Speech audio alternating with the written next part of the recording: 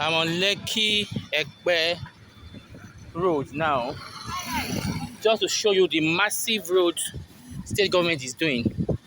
You can see this is Lekki Ekpe, so they are widening the road. You can see. So this goes down to Ekpe, and this still goes down to Eleko.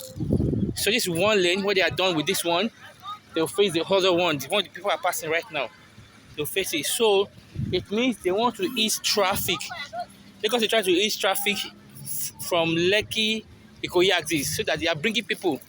When they make this place accessible to Ajah, to come and stay in Ibeju, Lekki, and Ekpe, it won't be difficult for people.